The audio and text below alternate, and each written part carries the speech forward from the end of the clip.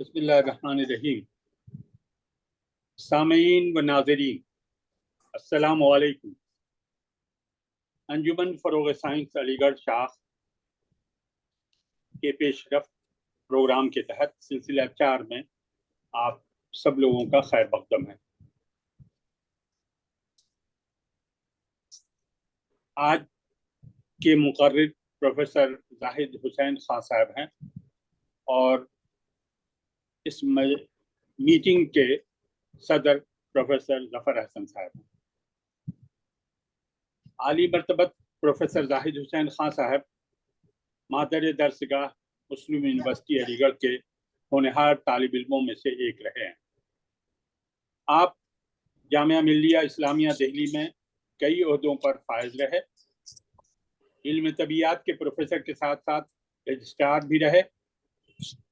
आपका पसंदीदा सब्जेक्ट रोशनी यानी लाइट रहा है और यूनेस्को ने जब बैनुल अक़वामी साल यानी इंटरनेशनल ईयर ऑफ लाइट 2015 में मुनक़द किया तो आपने हिंदुस्तान की नुमाइंदगी की और अब तक आप नुमाइंदा हैं। आपकी ताज़ा तरीन तसनीफ़ कोविड-19 के बहरान के दौरान ऑनलाइन लर्निंग और उसका मुस्तक़बिल है, जिसे विज्ञान प्रसार वज़ारत साइंस व टेक्नोलॉजी हुकूमत हिंद ने शाये किया है। बोल रहा था ना कि 15-15 किलो का गोश्त। मैं गुजारिश करूंगा कि प्रोफेसर जाहिद हुसैन खां साहब रोशनी की माहियत, आइंस्टाइन और फोटॉन के उन्वान से अपनी गुफ्तगू का आगाज फरमाएं। जनाब प्रोफेसर जाहिद हुसैन खां साहब। बहुत बहुत शुक्रिया। जनाब सदर की इजाज़त से मैं शुरू कर रहा हूँ। डॉक्टर अब्दुल मोइज़ शम्स साहब ने जनवरी में मुझसे कहा था कि एक लेक्चर दूँ, लेकिन उस ज़माने में मेरी तबीयत कुछ नासाज हो गई और उसके बाद रमज़ान के ज़माने में कोविड का शिकार हो गया और फिर कोविड के बाद भी कुछ प्रॉब्लम रहती हैं, तो उसकी वजह से देर होते होते आखिरकार आज वो दिन आ गया है कि मैं ये लेक्चर दे रहा हूँ। इसको तरतीब देने में मुझे काफ़ी वक्त लग गया, क्योंकि जाहिर है कि मुझे पढ़ाए हुए बहुत दिन हो गए थे। इसको लाइट को, फोटो इलेक्ट्रिक इफेक्ट को और ये तमाम टॉपिक्स, तो सबको जोड़ना और एक प्रॉपर पीपीटी की शक्ल में देना, वो उसमें टाइम लगता ही है।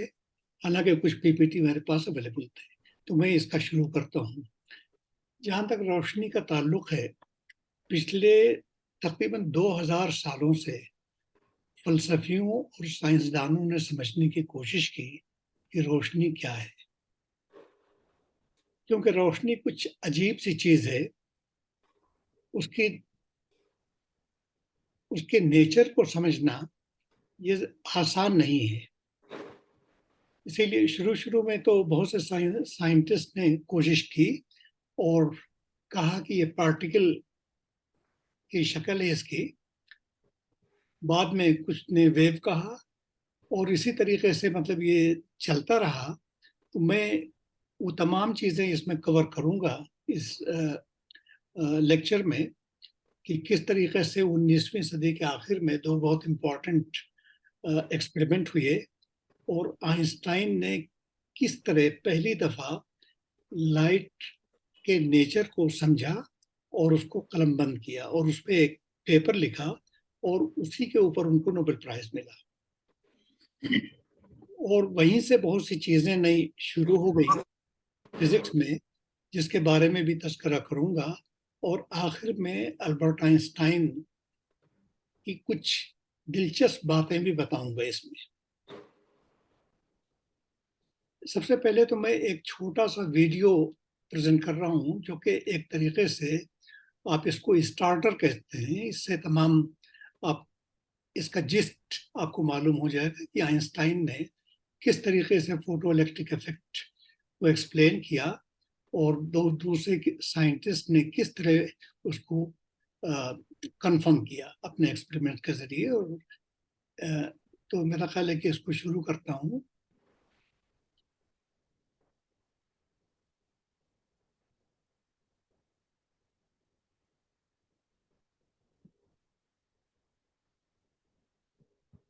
The Jewel, BP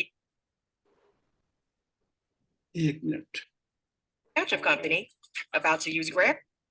Everybody knows Albert Einstein for his theory of relativity and the Nobel Prize he won for it.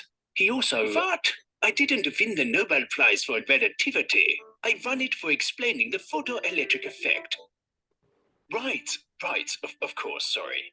Einstein won the Nobel Prize for his work on the photoelectric effect, which helped settle the age-old debate of what light is made of. So, what is it?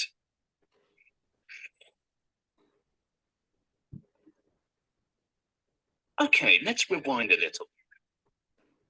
Newton had thought light was made of particles, and his rival Hooke had thought it was a wave. And when technology advanced enough, some experiments proved Hooke was right. That proof, and Maxwell's equations describing light's behavior as a wave, made the debate die down, until the photoelectric effect was discovered. When light hits a cable next to another cable, electrons jump from one to the other.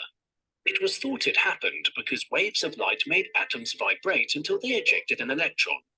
But when it was measured carefully, a big contradiction was found. It only happened for light of some wavelengths. For others, no electrons jumped at all. Einstein was bewildered. The photoelectric effect should work regardless of the type of light.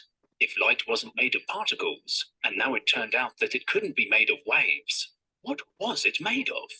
After much reflection, he formulated a new hypothesis combining the two previous ones. What if light were made not of waves or particles, but of both? That is, what if light were made of wave packets? That concept, which we now call photons, allowed Einstein to write out equations that explain the photoelectric effect in 1905. This consolidated the idea that light can sometimes be described as a wave, sometimes as a particle, and sometimes as either. It was a revolutionary view, and it opened the field for quantum physics. Robert A. Millikan, an American experimental physicist, was unconvinced by Einstein's conclusions. So he set out to prove him wrong by carefully measuring the photoelectric effect. However, years later, Millikan ended up proving Einstein right, and they were both awarded the Nobel Prize in Physics.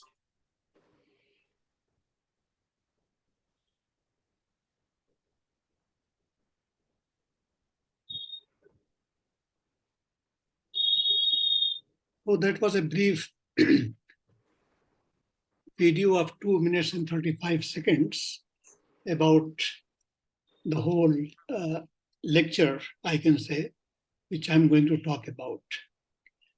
Now the question is, what is the nature? सवाल ये है कि light का nature क्या है, particle है या wave है?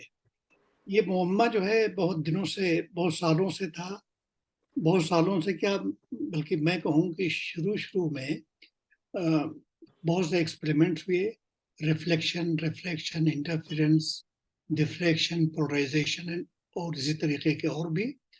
और फलसफियों ने और साइंसदानों ने कोशिश की अपने अपने तौर से इसको समझने की।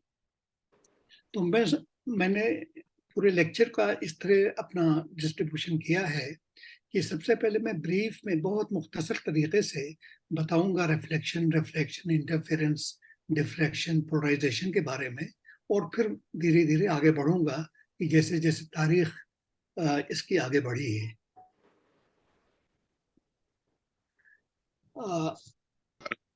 लाइट हमेशा सीधी लाइन में चलती है।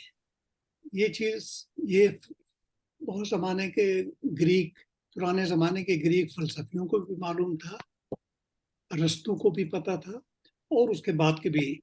लेकिन सबसे इम्पोर्टेंट एक्सपेरिमेंट इस पे जो किया वो इब्न अल हैसम ने किया था। उन्होंने कैमरा ऑब्स्क्योरा, पिन होल कैमरा एक यूज किया। पिन होल कैमरा आपने अक्सर लिटरेचर में पढ़ा होगा कि पहले इब्न अल-हैसम ने बनाया, लेकिन इब्न अल-हैसम ने नहीं बल्कि चाइनीज ने बनाया था। लेकिन एक्सपेरिमेंट जो पहला सबसे इम्पोर्टेंट किया इब्न अल-हैसम ने किया। उन्होंने 3 कलर की रोशनियां ली और उसको पिन होल कैमरे से पास किया और स्क्रीन पे देखा उन तीनों का इमेज, और उससे उन्होंने ये नतीजा अखज़ किया कि लाइट जो है स्ट्रेट लाइन में चलती है। तो ये बहुत पहला एक्सपेरिमेंट था इस तरह इस नौइयत का जो कि इन्होंने किया। उसके बाद एक मिनट, ये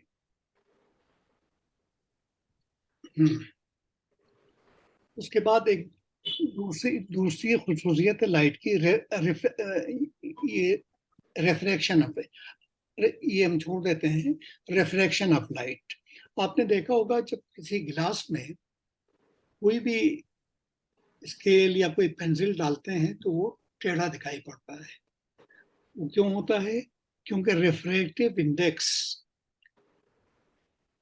ये हवा या वैक्यूम के मुकाबले में उस लिक्विड में या सॉलिड हो अगर गिलास है, वो उसका रिफ्रैक्टिव इंडेक्स 1 से ज्यादा होता है। वैक्यूम का अगर 1 मान लिया जाए तो उसकी वजह से चूंकि स्पीड, लाइट की स्पीड जो है वो मुनज़र करती है कि वो कहाँ पे लिक्विड में आप मेजर कर रहे हैं या किसी सॉलिड में मेजर कर रहे हैं या किस चीज में कर रहे हैं। वैक्यूम में उसकी वैल्यू तो आपको पता है, लेकिन वो वैल्यू चेंज होती जाती है, स्पीड कम हो जाती है जब किसी मटेरियल के अंदर लाइट पास होती है, और ये बेसिकली इसी वजह से है। एक बात बता दूं कि यूरोप में बहुत सालों तक, ये 16वीं सदी में, 17वीं सदी में बहुत आपस में डिस्कशन होता रहा कि ये स्नेल ने इसको दरियाफ्त किया है या डेस्कार्टिस ने दरियाफ्त किया। बहुत सालों तक ये चलता रहा। बाद में मतलब एक्सेप्ट करना पड़ा कि 1580 में जो पैदा हुए थे स्नेल, उन्होंने सबसे पहले इस पे जो काम किया था वो पब्लिश हुआ था, इसलिए यूरोपियन इसको मानते हैं कि स्नेल इसके डिस्कवर करने वाले हैं, इसलिए उसको Snell's refraction of law of light कहते हैं। लेकिन अभी जो है बहुत सालों पहले एक इजिप्शियन मैथमेटिशियन है जो कि फ्रांस में है, उन्होंने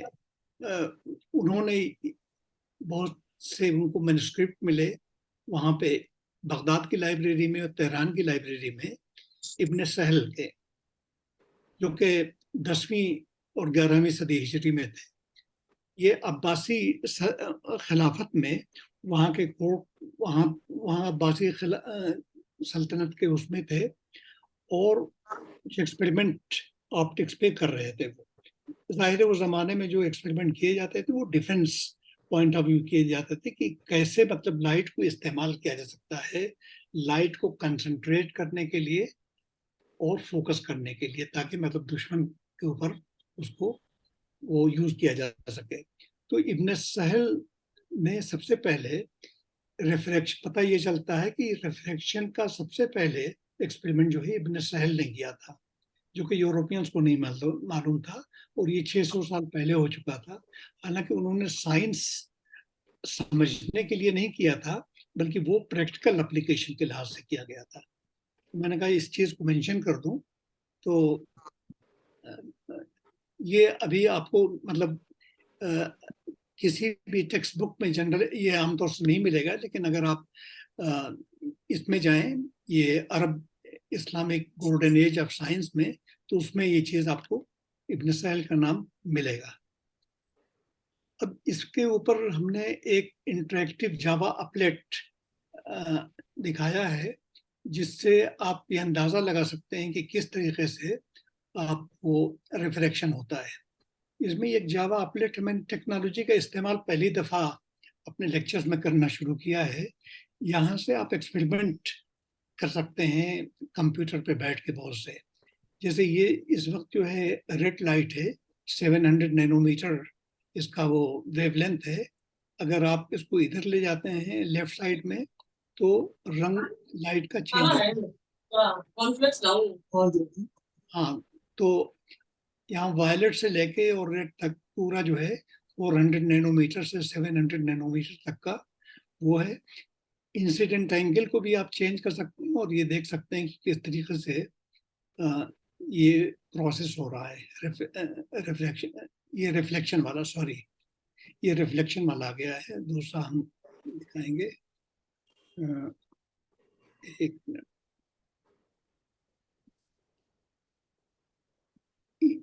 वो रिफ्लेक्शन वाला था, ये रिफ्लेक्शन वाला है, मैं गलती से उसको ले आया था। इसमें इन्होंने दो तरह के एक्सपेरिमेंट किए हैं, एक तो व्हाइट लाइट से, एक मोनो से। इस वक्त ये व्हाइट लाइट है, इसलिए आपको रिफ्लेक्शन में बहुत से कलर्स दिखाई पड़ रहे हैं। अगर इसको मोनो में कर दें तो जैसे लेजर लाइट है, मोनोक्रोमेटिक लाइट है, इसमें एक कलर ही का दिखाई पड़ेगा आपको। इसको आप चाहें तो अपने एक्सपेरिमेंट में चेंज कर सकते हैं और यहाँ से एंगल भी आप अपना चेंज कर लीजिए और इस एंगल से आपको ये पता चल जाएगा कि ये किस तरीके से रिफ्लेक्शन हो रहा है और किस एंगल, कितने एंगल पे ये झुकाव इसका कितना हो जाता है। तो जस्ट मैंने सोचा कि ये टेक्नोलॉजी का भी इस्तेमाल जरा सा लेक्चर में कर दें तो इंटरेस्टिंग हो जाता है। अब उसके बाद हम आते हैं डिस्पर्शन ऑफ लाइट पे। मेरा ख्याल है कि ये एक्सपेरिमेंट आमतौर से एलिमेंट्री क्लासेस में भी पढ़ाया जाता है। 1666 में ये एक्सपेरिमेंट न्यूटन ने पहली दफा किया था, dispersion of white light through glass prism. यानी व्हाइट लाइट को अगर किसी गिलास प्रिज्म से पास किया जाए तो उसमें 7 कलर दिखाई देते हैं। इस तरह लाइट जो स्प्लिट कर जाती है इसको स्पेक्ट्रम कहा जाता है, उसी से स्पेक्ट्रोस्कोपी का वर्ड आया है।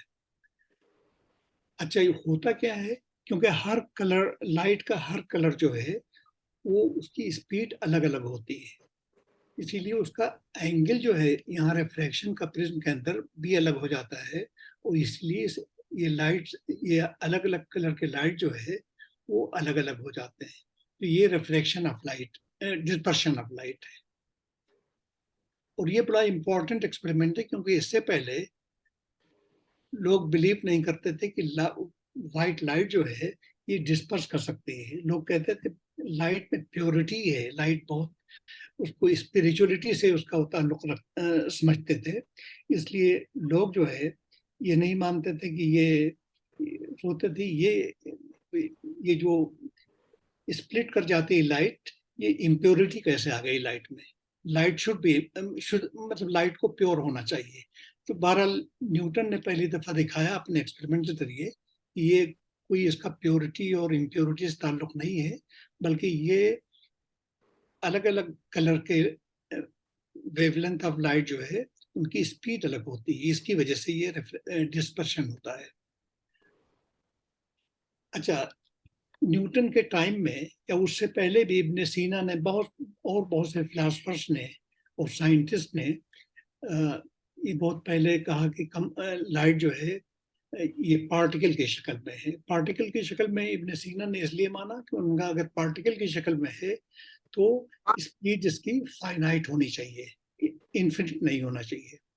इसी तरह और भी बहुत साइंटिस्ट ने, इनसे पुराने भी जो ग्रीक साइंटिस्ट थे, उसमें भी अलग अलग बिलीफ थे लोगों के। लेकिन न्यूटन ने भी जो है कॉर्पस्कुलर थ्योरी ऑफ लाइट यानी पार्टिकल नेचर ऑफ लाइट को माना। आमतौर से इसे Newton's corpuscular theory of light कहते हैं, लेकिन ये theory of corpuscular theory basically जो है आप जैसे देखते हैं कि बहुत पहले से लोगों का बिलीफ हो गया था, यकीन हो गया था कि ये पार्टिकल नेचर है इसका। तो लेकिन जाहिर है कि यूरोपियंस चूंकि 14वीं सदी से साइंसेस में डोमिनेट कर रहे थे, इसलिए उन्होंने इसको न्यूटन के नाम ही से मंसूब कर दिया। सबसे पहले वेव थियरी ऑफ लाइट का जो लिटरेचर में मिलता है, ये इंग्लिश फिजिसिस्ट थे रॉबर्ट हुक। इन्होंने पल्स थ्योरी डेवलप की थी और 1665 में एक उन्होंने बुक लिखी थी जिसका नाम था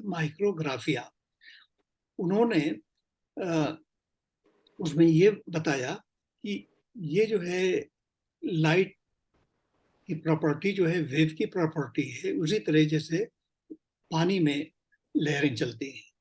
तो ये सबसे पहला मतलब एग्जाम्पल मिलता है कि वेव प्रॉपर्टी ऑफ लाइट का। उसके बाद और बहुत से साइंटिस्ट थे, जैसे क्रिश्चियन हाइगन्स थे, थॉमस यंग थे, जिन्होंने सिंगल डबल स्लिट का डिफ्रैक्शन एक्सपेरिमेंट किया था। इसी तरह ऑगस्टिन फ्रिजनल थे। ये तमाम साइंटिस्ट जो है इन्होंने वेव थ्योरी ऑफ लाइट के फेवर में थे। इसके साथ ही साथ आपने देखा होगा, अभी और हम बाद में दिखाएंगे, कुछ और भी साइंटिस्ट थे जो इसी के फेवर में थे, वेव थ्योरी ऑफ लाइट। लेकिन न्यूटन इतना बड़ा साइंटिस्ट थे, न्यूटन इतने बड़े साइंटिस्ट थे कि लोग इनकी बातों पे यकीन करना मुनासिब नहीं समझते थे कि न्यूटन को कोई कैसे मतलब गलत कर सकता है। अब इसके ऊपर हम एक interactive double slit interference of light का एक दिखाएंगे आपको, जावा अपलेट, और उसमें आपको जरा सा एक्सप्लेन करूंगा। आमतौर से ये फिजिक्स के एक्सपेरिमेंट लैब में किए जाते हैं, लेकिन हम यहाँ अपलेट के थ्रू यहाँ पे कर रहे हैं। यहाँ पे कोई भी आपने कार्डबोर्ड लिया, यहाँ पे एक छोटा सा स्लिट बना दिया, उसमें होल बना दिया और व्हाइट लाइट सनलाइट पास किया, तो ये जो है वेव्स चल रही, वेव फ्रंट्स हैं। अब एक दूसरा आपने कार्डबोर्ड लिया, उसमें दो स्लिट बना दिए, तो लाइट जो है यहाँ से भी आ रही है, यहाँ भी आ रही है, दोनों लाइट में इंटरफेरेंस हो रहा है। इंटरफेरेंस होने की वजह से आपको यहाँ पे इमेजेस दिखाई दे रही है। सेंट्रल इमेज जो है, मरकजी जो है, वो ज्यादा ब्राइट है, उसके किनारे किनारे कम ब्राइट है, और इधर भी अगर आप देखें तो हल्का सा मतलब ब्राइटनेस वहां भी है। जैसे जैसे आप इसको स्लिट की डिस्टेंस को चेंज करते जाते हैं, तो उसी तरीके से आपने देखा कि 5 पहले दिखाई देते थे आपको इमेजेस, अब 3 फिर 3 ही दिखाई पड़ रहे हैं। तो ये डबल स्लिट एक्सपेरिमेंट कहा जाता है, और ये बहुत ही इंपॉर्टेंट एक्सपेरिमेंट उस जमाने का था, जिसके बेसिस पे ये इन्होंने कहा कि वेव थ्योरी ऑफ लाइट जो है वो ज्यादा सक्सेसफुल है। एक और एक्सपेरिमेंट आपको दिखाते हैं, double slit diffraction due to a single slit. ये एक्सपेरिमेंट भी आप देखिए, इसको भी आमतौर से हम फिजिक्स के लैब में करते हैं। इसमें ये दिखाया गया है कि डिफरेंट वेवलेंथ, अलग अलग वेवलेंथ यूज करके आप किस तरीके से अपर्चर चेंज कर सकते हैं, होल, ये जो होल बनाया है या स्लिट बनाया है, किस तरह चेंज कर सकते हैं। जैसे यहाँ से तो आप वेवलेंथ चेंज कर लीजिए, वायलेट से लेके और 400 नैनोमीटर से लेके और 700 नैनोमीटर तक, रेड तक आप आ जाइए। यहाँ पे अपर्चर आप चेंज कीजिएगा, तो यहाँ पे देखिएगा कि मरकजी जो है वो जो पैटर्न डिफ्रैक्शन का है एक ही आ रहा है, उसके बाद यहाँ पे 2 शोल्डर्स और आ रहे हैं। तो इसी तरीके से जैसे जैसे आप सिल्क अपर्चर जो है कम ज्यादा करते रहते हैं, उसमें चेंज आता जाता है। ये डिफ्रैक्शन ऑफ लाइट है, यानी लाइट यहाँ पे सीधे नहीं चल रही है, बल्कि कॉर्नर्स पे चल के वो डिफ्लेक्ट कर जा रही है। ये लाइट की एक प्रॉपर्टी है। अब इसके बाद हम जेम्स क्लर्क मैक्सवेल के उसमें आते हैं कि सबसे ये बहुत ही इंपॉर्टेंट मैथमेटिशियन थे, बहुत ही फेमस मैथमेटिशियन। मैक्सवेल्स इक्वेशंस बहुत ही इंपॉर्टेंट हैं, और हमारे चेयरमैन ऑफ दिस मीटिंग जो है, जफर हसन साहब ने एक लेक्चर भी दिया था आइंस्टाइन के काम के बारे में, और उसमें जेम्स क्लर्क मैक्सवेल के इक्वेशंस के बारे में भी उन्होंने बताया था। यहाँ हमारा कहने का मकसद ये है कि इन्होंने सबसे पहले classical theory of electromagnetic radiation इन्होंने पहले दी, और 1862 में इन्होंने ये शो किया कि ये लाइट जो है एक तरह के इलेक्ट्रोमैग्नेटिक वेव है। इसकी इलेक्ट्रिकल और मैग्नेटिक दोनों प्रॉपर्टीज हैं, और ये जो है लाइट, ये ऑसिलेटिंग इलेक्ट्रिक मैग्नेटिक फील्ड है, और उनकी स्पीड जो है स्पीड ऑफ लाइट के बराबर है। तो ये बहुत ही तो ये एक और भी एक्सपेरिमेंट था जिसे wave theory of light establish हो जाती है। लेकिन अब भी जो है इन सब के बावजूद भी है लोगों को यकीन नहीं था, क्योंकि न्यूटन को कोई भी निगेट नहीं करना चाहता था। अब एक और एक्सपेरिमेंट था बहुत इंपॉर्टेंट उस जमाने का, पोलराइजेशन ऑफ लाइट। पोलराइजेशन क्या है कि इलेक्ट्रिक फील्ड ये जो है ये डायरेक्ट उसका डायरेक्शन है ये इलेक्ट्रिक फील्ड का, और इलेक्ट्रिक फील्ड जो है ऑसिलेट करती है परपेंडिकुलर अपने डायरेक्शन, जिस डायरेक्शन में मूव करती है या परपेंडिकुलरली वो करती है। अगर ये अनपोलराइज लाइट है, नॉर्मली ये सब लाइट जो हम देखते हैं, ट्यूब लाइट है या बल्ब है, ये अनपोलराइज लाइट है, क्योंकि इसमें होता क्या है कि ये इलेक्ट्रिक फील्ड का डायरेक्शन जो है रैंडमली टाइम के साथ वो फ्लक्चुएट करता रहता है। लेकिन अगर आप पोलराइजर एक लगा दीजिए तो वो पोलराइज लाइट हो जाती है और उसमें इलेक्ट्रिक फील्ड का डायरेक्शन जो है वेल डिफाइंड हो जाता है। इसको पोलराइज लाइट कहते हैं। इसका एग्जांपल लेजर लाइट है। लेजर लाइट पोलराइज लाइट होती है। तो ये तमाम एक्सपेरिमेंट्स, अब इसका हम नहीं दिखाएंगे इंटरेक्टिव सिमुलेशन क्योंकि टाइम वेस्ट होगा। तो हमारा कहने का मकसद ये है कि अब दो थे, मतलब एक तो कॉर्पस्कुलर थ्योरी थी जिसमें पार्टिकल नेचर ऑफ लाइट था, और एक वेव थ्योरी। कॉर्पस्कुलर थ्योरी जो न्यूटन के ज़माने से बहुत मजबूती से साइंसदानों ने मान रखा था, ये सबसे इम्पोर्टेंट, मतलब यही थ्योरी सबसे अप्लीकेबल है। ये सिर्फ 3 प्रॉपर्टीज को रोशनी के ये एक्सप्लेन कर पा रही थी ये थ्योरी। रिफ्लेक्शन ऑफ लाइट और light travels in straight line. ये 3 प्रॉपर्टीज तो ये पार्टिकल नेचर ऑफ लाइट से एक्सप्लेन हो जाता था, लेकिन अभी लास्ट के जो हमने बताए इंटरफेरेंस, डिफ्रैक्शन और पोलराइजेशन, ये उससे एक्सप्लेन नहीं हो पा रहे थे। साइंस में आखिरकार आप जानते हैं कि साइंस ना चाहे जितना बड़ा हो, जब साइंस के फैक्ट्स आ जाते हैं तो बिलीव ही करना पड़ता है जो चीज सही होती है। तो इसीलिए साइंसदानों को आखिर में बिलीव करना पड़ा, 19th सेंचुरी के शुरू में ये बिलीव करना पड़ा कि लाइट की प्रॉपर्टी ये वेव लाइक प्रॉपर्टी है, लहरों की जैसे लहरें होती हैं उसकी प्रॉपर्टी है, पार्टिकल वाली प्रॉपर्टी गलत है। तो 19th सेंचुरी के शुरू में यही मतलब माना जाने लगा। इसमें हमने वो दोनों के बारे में दे दिया, समराइज कर दिया है। और उसके बाद धीरे धीरे और भी काम होते गए फिजिक्स में। हेनरी शर्ट्ज ने इलेक्ट्रोमैग्नेटिक वेव डेवलप किया ऑसिलेटिंग स्पार्क के जरिए, और 1888 में इन्होंने रेडियो वेव पहली दफा डिटेक्ट किया। और इस तरह मैक्सवेल्स के इक्वेशन को इन्होंने एक्सपेरिमेंटली वेरीफाई किया। दूसरी तरफ रोएंटगन ने 1895 में एक्सरेज को एक्सीडेंटली डिस्कवर किया। और जहाँ तक आप जानते हैं रेडियो वेव जो है ये काफी ज्यादा वेवलेंथ होता है, बहुत बड़ा ज्यादा वेवलेंथ हो। जैसा आपने पहले रेडियो यूज किया होगा कि 400 मीटर बैंड, 300 मीटर बैंड, तो वेवलेंथ उसका बहुत ज्यादा होता है। लेकिन रोएंटगन ने जो एक्सरेज डिस्कवर किया उसका वेवलेंथ बहुत कम होता है, इसीलिए उसमें पेनिट्रेटिंग पावर बहुत ज्यादा होता है। तो ये सब डिस्कवरी होती गई और इससे पूरा इलेक्ट्रोमैग्नेटिक स्पेक्ट्रम जो है, जो आज हम जानते हैं जिसके बारे में, वो पूरा का पूरा जो है मालूम हो चुका था। जैसे ये गामा रेज हैं, एक्स रेज हैं, उसके बाद उससे कम एनर्जेटिक अल्ट्रावायलेट रेज हैं, ये इंफ्रारेड रेज हैं। बीच में छोटा सा रीजन है विजिबल लाइट का जिसको हम लोग देख सकते हैं। इसको एक्सपेंड कर दिया गया, यहाँ बीच में जो है इसको एक्सपेंड कर दिया गया है वायलेट से लेके रेड तक। और फिर उसके बाद ये इंफ्रारेड आती हैं रेज जो कि हीटिंग प्रोड्यूस करती हैं, माइक्रोवेव के बारे में आप जानते ही हैं, और फिर रेडियो वेव्स आती हैं। तो ये पूरा का पूरा इलेक्ट्रोमैग्नेटिक स्पेक्ट्रम है।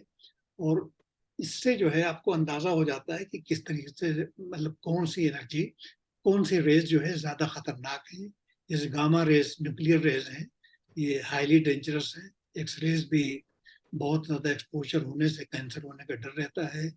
अल्ट्रावायलेट भी जहाँ वैसे तो ज़मीन पे अल्ट्रावायलेट फिल्टर होके आती है क्योंकि ओजोन की लेयर उसको रोक लेती है, लेकिन जहाँ पे अल्ट्रावायलेट लाइट आ जाती है वहाँ पे स्किन कैंसर का डर रहता है। और उसके बाद विजिबल लाइट और इन सब में कोई खतरा उस तरह का नहीं होता है जो इन सब के साथ है। इनका पेनिट्रेशन पावर उस तरह का नहीं है।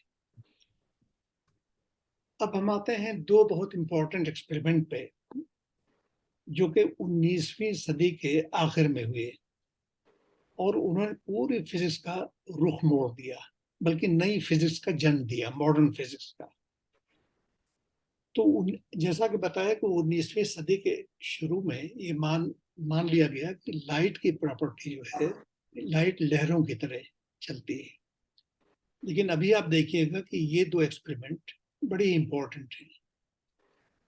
ये था black body radiation. Black body क्या है? जो हर रेडिएशन को, तमाम फ्रीक्वेंसीज को पूरा का पूरा एब्जॉर्ब कर ले, और एक ब्लैक बॉडी जो एब्जॉर्ब करती है उसी तरह एमिट भी कर सकती है लाइट को, हर फ्रीक्वेंसी के। लेकिन परफेक्ट ब्लैक बॉडी कोई हो नहीं सकती, पॉसिबल नहीं है, परफेक्ट नहीं होगी, क्योंकि अगर परफेक्ट होगी तो उसमें निकलने का रास्ता कहाँ होगा? कोई ना कोई होल तो होगा ही। तो इसलिए परफेक्ट 100% कोई ब्लैक बॉडी नहीं होती। लेकिन मान लिया जाता है कि ये जैसे सन है वो भी एक ब्लैक बॉडी, आप उसको मान सकते हैं, और भी स्टार्स हैं उनको ब्लैक बॉडी माना जा सकता है। अब एक हम आते हैं, आपको दिखाते हैं इंटरेक्टिव सिमुलेशन, और इससे जो है आप छोटा सा एक्सपेरिमेंट कर सकते हैं। हम एक्सपेरिमेंट करने नहीं बैठे हैं लेकिन डिमॉन्स्ट्रेट कर रहे हैं। मान लीजिए सन का स्पेक्ट्रम आप देखना चाहें तो यहाँ आप देख सकते हैं 5950 ये के केल्विन टेम्परेचर है, और इस तरह का स्पेक्ट्रम पूरे सन का होता है। जैसे जैसे मतलब आप, ये कोई स्टार है साइरियस ए, यहाँ पे आप ये देखिए कि इसका स्पेक्ट्रम, इसकी पीक और बहुत ऊपर चली गई। जैसे जैसे हम नीचे आते हैं, लाइट बल्ब का एक्सपेरिमेंट अगर आप देखना चाहें तो इसकी पीक यहाँ पे आती है, और जाहिर है कि अर्थ के ऊपर और ये स्पेक्ट्रम जस्ट ऐसा हो जाता है। तो इस तरीके से मतलब ये एक्सपेरिमेंट, इससे अंदाजा लगाया जा सकता है कि ये जो है ब्लैक बॉडी रेडिएशन जो है का स्पेक्ट्रम किस तरह होता है। अब इसको एक्सप्लेन करने के लिए लोगों ने कोशिश की।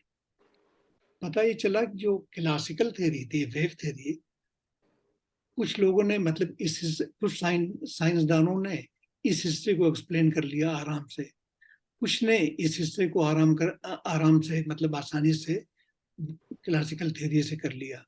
लेकिन पूरा का पूरा स्पेक्ट्रम कोई ऐसी थ्योरी नहीं थी जिससे एक्सप्लेन हो सकता था। इसलिए जो है प्लैंक ने एक नया कॉन्सेप्ट दिया, एक अज्यूम किया कि ये जो है 1900 में उन्होंने ब्लैक बॉडी को कहा कि इसमें बहुत से छोटे छोटे ऑसिलेटर होते हैं, और हर ऑसिलेटर की एक वाइब्रेशनल फ्रीक्वेंसी होती है जो डेफिनेट होती है। और ये मतलब जाहिर है बहुत ही नए तरह का अजम्पशन था जो उससे पहले मतलब किसी ने नहीं किया था। और उन्होंने ये भी बताया कि ऑसिलेटर जो है उसके different energy, discrete energy states होते हैं, कंटिन्यूस नहीं होते बल्कि डिस्क्रीट। जैसे एक एनर्जी लेवल यहाँ पे होगी तो एक उससे ऊपर होगी, अभी हम दिखाएंगे एक पिक्चर के जरिए। और उन्होंने ये भी मान लिया कि रेडिएशन कंटिन्यूसली एमिट नहीं होती है, सिर्फ पैकेट्स के फॉर्म में होती है, जिसको बाद में बहुत क्वांटा कहा गया। तो इसको हम दिखाते हैं आपको कि किस तरीके से उन्होंने उसको कहा। एनर्जी जो है in the form of packet के शक्ल में निकलती है, और एच जो है प्लैंक्स कांस्टेंट है, यानी एनर्जी फ्रीक्वेंसी ऑफ लाइट के ऊपर डिपेंड करती है। एच प्लैंक्स कांस्टेंट कहलाता है, जो कि यहाँ पे सी रह गया है, PLANCK होना चाहिए। इसकी वैल्यू बहुत कम होती है, 6.26 × 10⁻³ जूल सेकेंड। और इस छोटे से फार्मूले के जरिए प्लैंक ने बहुत आराम से वो कॉम्प्लिकेटेड स्पेक्ट्रम जो है पूरा एक्सप्लेन कर दिया, जो मैंने अभी आपको दिखाया था। ये पूरा स्पेक्ट्रम बहुत सक्सेस कामयाबी के साथ उन्होंने एक्सप्लेन कर दिया। ये बहुत बड़ी चीज थी उस जमाने के लिहाज से। और ये जब उन्होंने कर दिया तो लोगों को पहली दफा एहसास हुआ कि न्यूटन मतलब 100% क्या, मतलब और भी ज्यादा गलत थे अपने उसमें। क्योंकि वेव थ्योरी ऑफ लाइट, इससे ये हुआ कि वेव थ्योरी ऑफ लाइट गलत थी, मैं गलत कह गया।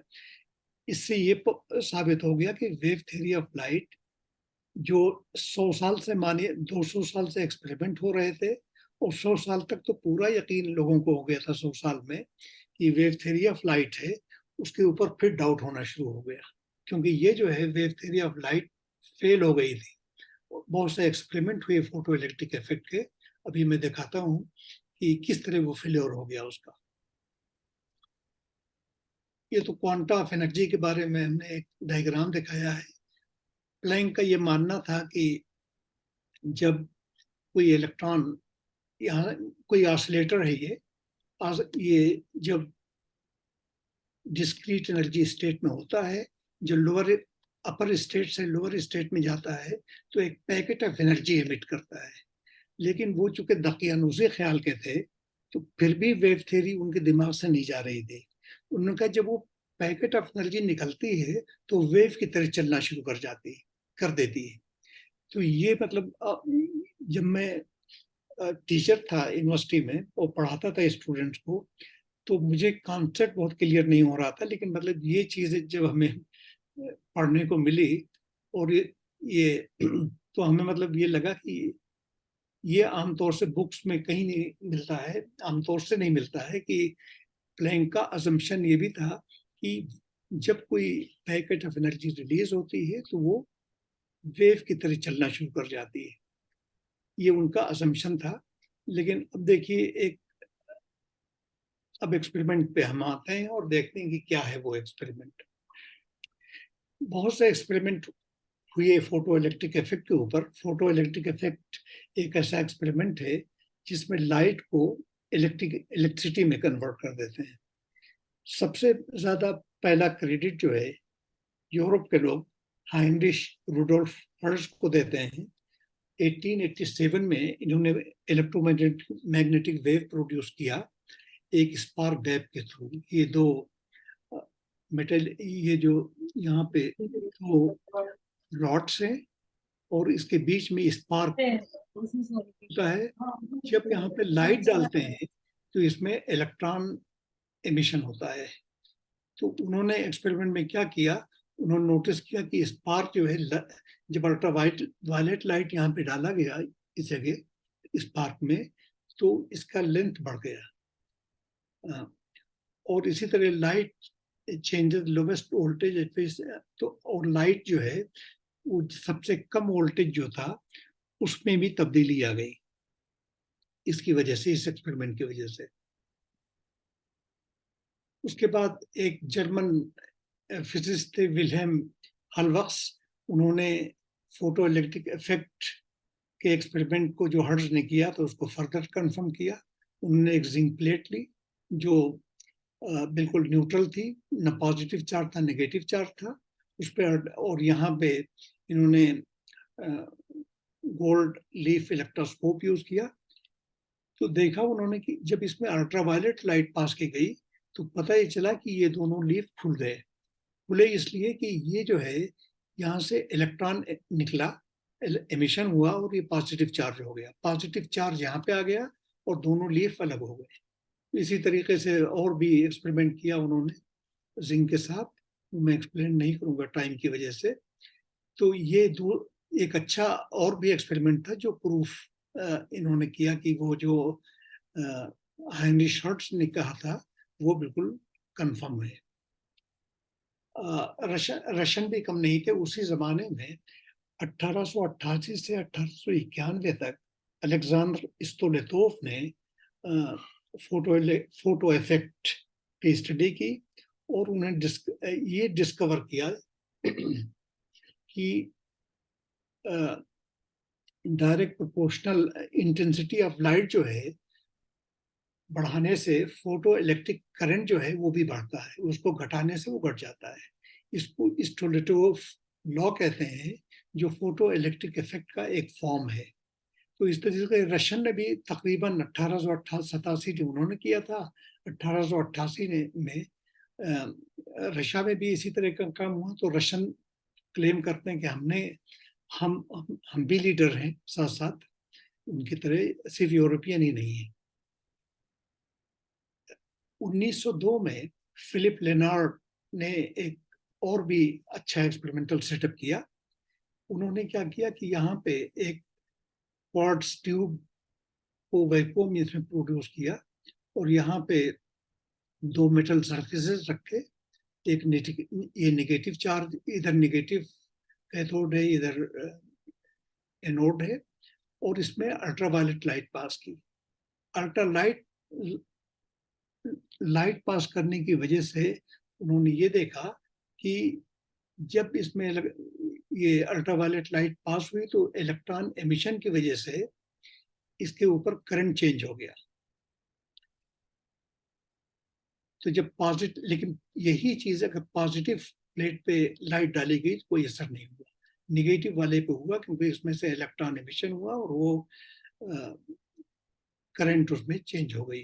तो ये बहुत अच्छा एक्सपेरिमेंट था और आजकल के जो एक्सपेरिमेंट लेबोरेटरीज में है वो उसी के ऊपर मुनसर है, उसी के ऊपर बनाए गए हैं। तो फोटो इलेक्ट्रिक इफेक्ट के एक्सपेरिमेंट में क्या चीज मेजर करते हैं हम लोग कि इंटेंसिटी ऑफ लाइट जो है फोटो करंट के साथ किस तरह चेंज होती है। फिर फोटो करंट और पोटेंशियल जो है कलेक्टर प्लेट का वो किस तरीके से वेरी करता है।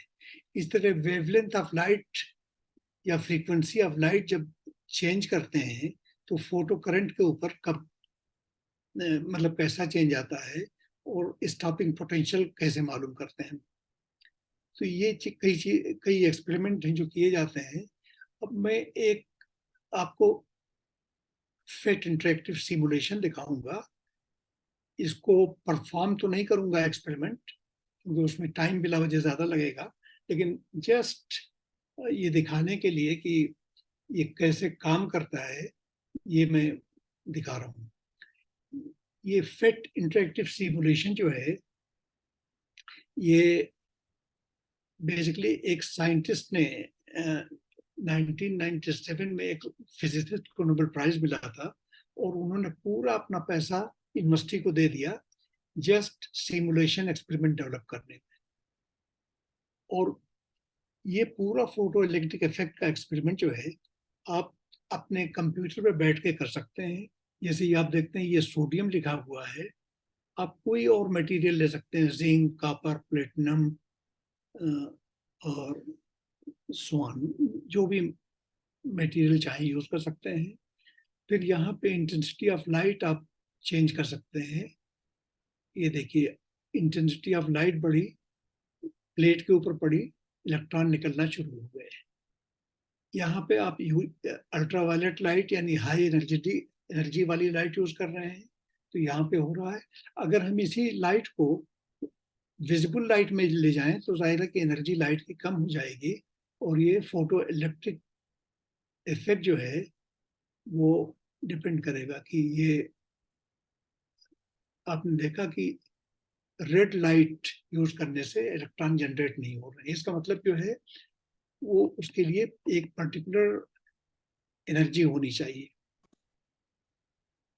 तो इस तरह के आप करंट चेंज कर सकते हैं, वोल्टेजेस चेंज कर सकते हैं और इसमें एक्सपेरिमेंटल ग्राफ भी प्लॉट किया जा सकता है। इसकी खास बात यह है, करने नहीं जा रहा हूँ ये सब क्योंकि टाइम कंज्यूमिंग बहुत है।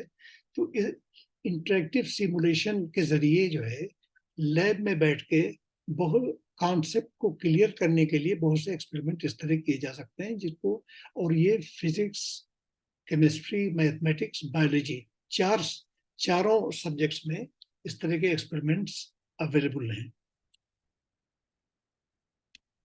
और इससे काफी कॉन्सेप्ट क्लियर हो सकते हैं।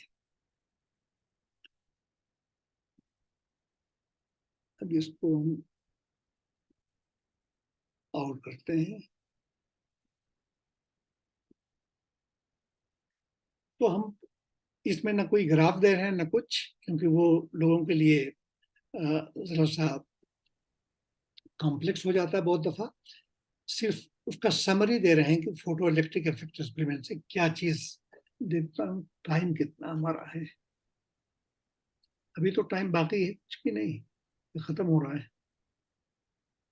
7:30, 10 मिनट शायद हो रहे हैं। तो इन एक्सपेरिमेंट से ये पता चलता है कि करंट जो है, करंट का डायरेक्ट कोरिलेशन जो है इंटेंसिटी से है। जब करंट जो है बढ़ाते हैं तो इंटेंसिटी ऑफ लाइट, वो इंटेंसिटी बढ़ती जाती है। Current appears with no delay. जैसे करंट जैसे ही अल्ट्रावायलेट लाइट या कोई लाइट डाली जाती है मेटल के ऊपर, तो इमीडिएटली जो है वो इलेक्ट्रॉन निकलना शुरू हो जाते हैं। इलेक्ट्रॉन्स उसी वक्त निकलते हैं जब वो एक पर्टिकुलर फ्रीक्वेंसी से ज्यादा, मतलब वो उनकी एनर्जी होती है। और थ्रेशोल्ड फ्रीक्वेंसी जो है वो मेटल के ऊपर डिपेंड करती है। हर मेटल का अलग अलग थ्रेशोल्ड फ्रीक्वेंसी होता है। इसको मैं आसानी के लिए इस तरह कर रहा हूँ कि वेव थ्योरी ऑफ लाइट यहाँ दिखाया मैंने। ये करंट डिपेंड्स अपॉन इंटेंसिटी, ये तो वेव थ्योरी ऑफ लाइट इसको सपोर्ट करती है। वेव थ्योरी ये कहती है कि एनी फ्रीक्वेंसी, किसी भी फ्रीक्वेंसी से इलेक्ट्रॉन एमिट होंगे, जबकि ये एक्सपेरिमेंट दिखाता है कि नहीं, ये गलत है। फिर दूसरा है maximum energy is independent of frequency, यानी सबसे ज्यादा जो एनर्जी है उसका फ्रीक्वेंसी से कोई वो रिलेशन नहीं है, ये भी गलत है। Maximum energy intensity of light के ऊपर डिपेंड करती, ये भी wave theory of light contradict करती है। और an interaction of light with material, that is electronization, should take place several hours. ये वेव थ्योरी ऑफ लाइट से अगर आप कैलकुलेट कीजिए कि जब लाइट डाली जाती है मेटल सरफेस पे तो इलेक्ट्रॉन को निकलने में कितना टाइम लगता है। वेव थ्योरी बताती है कि इसमें 15-20 घंटे लगना चाहिए इलेक्ट्रॉन निकलने में, लेकिन एक्सपेरिमेंट से ये पता चला है कि नैनो सेकेंड का टाइम लगता है इसमें, तकरीबन 10 नैनो सेकेंड या of the order of nano second, यानी इमीडिएट एमिशन होता है इलेक्ट्रॉन्स का। तो अब जो है वेव थ्योरी ऑफ लाइट जो है इस तरीके से उसको रिजेक्ट करना पड़ा, जो बहुत 200 साल से मतलब वेव थ्योरी ऑफ लाइट चली आ रही थी, उसको भी रिजेक्ट करना पड़ा। लेकिन सवाल ये था कि कुछ एक्सपेरिमेंट जो है पार्टिकल से वो एक्सप्लेन हो पा रहे थे और कुछ एक्सपेरिमेंट वेव थ्योरी से एक्सप्लेन हो रहे थे। तो अब यहाँ पे अल्बर्ट आइंस्टाइन आते हैं। अल्बर्ट आइंस्टाइन जब 26 ईयर्स के थे, ये 1905 की बात है, इन्होंने 4 पेपर उस जमाने में लिखे थे। लेकिन 4 पेपर के अलावा जो है उसी साल उनकी पीएचडी की थीसिस जो है रिजेक्ट हो गई थी। और वो बहुत ही खराब मूड, आइडियल मूड में रहते थे घंटों, और अपने एक दोस्त के साथ अक्सर वो बात किया करते थे। ये 1905 की बात। तो 4 जो बहुत अच्छे एक्सपेरिमेंट हुए थे थ्योरेटिकल इन कॉन्सेप्ट दिए। एक तो फोटो इलेक्ट्रिक इफेक्ट का पेपर, वो हुआ। एक E = mc², एनर्जी और मास में रिलेशनशिप, वो दिया। ब्राउनियन मोशन का दिया। और इस तरीके से इनके 4 ऐसे पेपर थे जिसपे साइंटिस्ट का कहना है कि हर पेपर पे इनको नोबेल प्राइज मिल सकता था अगर वो एक्सपेरिमेंटल प्रूफ होता। लेकिन अभी देखिए क्या होता है कि आइंस्टाइन ने इसको एक्सप्लेन कैसे किया। इन्होंने बिल्कुल लाइट को नए सिरे से सोचना, लाइट के ऊपर सोचना शुरू किया। और उन्होंने ये पोस्टुलेट किया कि इलेक्ट्रॉन जो है, जब लाइट किसी एटम के ऊपर पड़ती है तो उसमें इलेक्ट्रॉन जो है पूरा का पूरा एब्जॉर्ब कर लेता है उस लाइट को, और वो जो है वर्क फंक्शन ऑफ मटेरियल, जो मटेरियल, हर मटेरियल का वर्क फंक्शन जो है वो अलग होता है। वर्क फंक्शन वो एनर्जी है, मिनिमम एनर्जी, जो वेरी करती है, हर मेटल के लिए अलग अलग वो वैल्यू होती है उसकी, वर्क फंक्शन अलग अलग वर्क फंक्शन होता है। अगर उस एनर्जी से ज्यादा ये एच न्यू है, ये एनर्जी है, तब वो एक्सेस एनर्जी जो मिलती है इलेक्ट्रॉन को, वो इलेक्ट्रॉन फिर निकल सकता है। तो इसका मतलब जो है हर मेटल, ये एक्सपेरिमेंट हर मेटल के लिए अलग अलग होगा, क्योंकि उसमें वर्क फंक्शन सबका अलग अलग होता है। तो उन्होंने यही माना कि energy received by an electron atom is supplied in the form of discrete particle of energy. उसी तरीके से जैसे गैस के पार्टिकल होते हैं, उसी तरह से discrete particle of energy H new होता है। प्लैंक के असम्पशन से फर्क था। प्लैंक ने अपने उसमें ये माना था, उन्होंने वाइब्रेशन के टर्म में बात की थी, और उन्होंने ये कहा था कि ये जो है एमिशन अब ब्लैक बॉडी में होता है। इन्होंने बिल्कुल नई बात कही, उन्होंने कहा कि चाहे वो वेव हो या पार्टिकल हो, हमें उससे नहीं मतलब, ये जो है एनर्जी खुद क्वांटाइज्ड होता है, यानी पैकेट के फॉर्म में होता है, डिस्क्रीट पार्टिकल के फॉर्म में होता है। इसका इक्वेशन उन्होंने जो दिया वो ये था, बहुत सिंपल इक्वेशन, ये kinetic energy of the electron है जिसे निकलता है, एच न्यू वो लाइट है जो उसके ऊपर डाली जाती है मेटल के ऊपर, और ये वर्क फंक्शन है।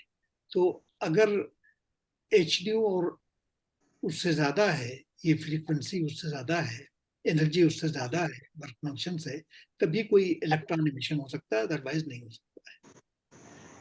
जिसको मेजर कैसे कर सकते हैं काइनेटिक एनर्जी को, वो उसका अलग से वो दिया हुआ है कि ये kinetic energy emitted electron can be measured by placing, electric field में इसको रख दीजिए, पोटेंशियल डिफरेंस मेजर कर लीजिए, स्टॉपिंग पोटेंशियल, और उसके बाद जो है इलेक्ट्रॉनिक चार्ज से इसको मल्टीप्लाई कर दिए, वही काइनेटिक एनर्जी मैक्सिमम होगी। तो इस तरह से आइंस्टाइन का ये रिलेशन जो है, फोटो इलेक्ट्रिक इक्वेशन, इस फॉर्म में भी लिखा जा सकता है। ये इनका एक पेपर था जो पब्लिश हुआ था, अनालिंड या फिजिक, एक जर्मन जर्नल है, उसमें पब्लिश हुआ था, और मुश्किल से 2-3 पेज का पेपर था, जिसमें शायद कोई रेफरेंस नहीं था, क्योंकि जाहिर है उससे पहले कोई काम हुआ नहीं था, और ये बहुत इंपॉर्टेंट पेपर था। जस्ट एक आइडिया मिलने के लिए कि एक फोटॉन एनर्जी कितनी हो सकती है, हमने यहाँ पे कुछ कैलकुलेशन किया है। जैसे अगर आप रेड कलर का एक वो फोटॉन लाइट लें 650 नैनोमीटर का, तो उसका 1.91 इलेक्ट्रॉन वोल्ट आएगा। इसी तरह कोई भी ब्लू का और किसी भी रंग का कैलकुलेट कर सकते हैं। यहाँ हमने कुछ वैल्यूज दे रखे हैं वर्क फंक्शन ऑफ मेटल्स के, मतलब ये असेंडिंग ऑर्डर में है। तो इस तरीके से मतलब डिफरेंट मेटल्स जो है उनके अलग अलग वर्क फंक्शन होते हैं, और इसी तरह एक्सपेरिमेंट में अलग अलग जो है उनकी वो अलग तरह से उनका वो एक्सपेरिमेंट भी होता है। हालांकि ये आइंस्टाइन ने बहुत ही अच्छा वो किया था, थ्योरी दी थी, लेकिन किसी ने उसको एक्सेप्ट नहीं किया।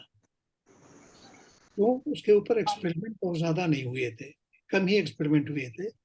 लेकिन एक अमेरिकन साइंटिस्ट थे, रॉबर्ट मिलिकन, उन्होंने सोचा कि आइंस्टाइन, वो भी बिलीव नहीं करते थे आइंस्टाइन के इस काम के ऊपर, उन्होंने कहा इसको हमको डिस्प्रूव करना है। तो उन्होंने डिस्प्रूव करने के लिए बहुत ही सोफिस्टिकेटेड एक एक्सपेरिमेंट किया।